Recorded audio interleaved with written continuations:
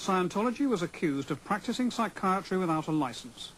In 1954, it became a church and adopted the costumes and titles of Christian ministers. It was a real farce, if you will. I was in there. I had to become ordained.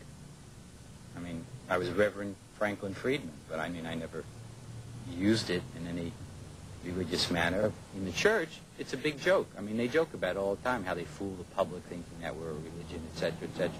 It was LRH's idea to do that. The purpose was to give the public the image that this was a church. And the Scientology organization is the farthest thing from a church I've ever seen. But it's called itself a church since the 1950s, and its founder is treated with religious devotion. Most new religious movements have a guru and author of their sacred texts, and Hubbard is Scientology's. The church stands by all the claims he made about himself. He was a science fiction writer who reportedly quoted George Orwell in saying that if a man wants to make $1 million, he should start his own religion. Where his past was undistinguished, Hubbard invented a more impressive life story, making himself a nuclear physicist and decorated war hero. As Dianetics is supposed to make one healthy, he concealed his many illnesses. In the late 60s, Hubbard took to the high seas in an old Channel ferry called the Apollo. I don't think you could make anything out of that, like Hubbard killed people in mass. Scientology was becoming increasingly unpopular with several governments.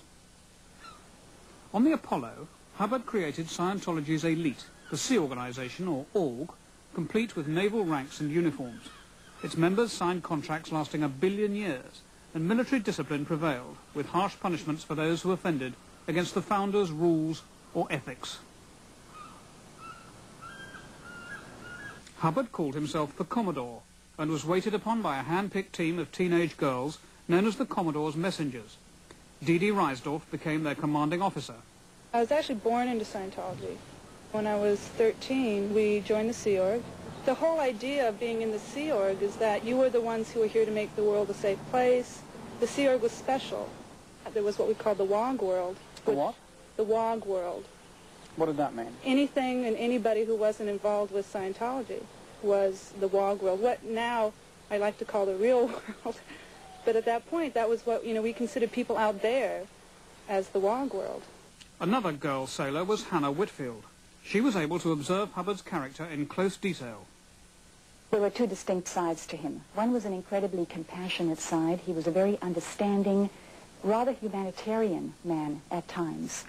The other side was what I would call bordering on, it's not a popular word, but bordering on insane or psychotic.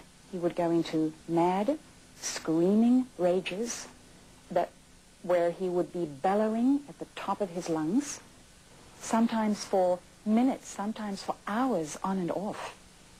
I've actually seen that. Do you ever think that you might be quite mad? Oh, yes. The one man in the world who never believes he's mad is a madman.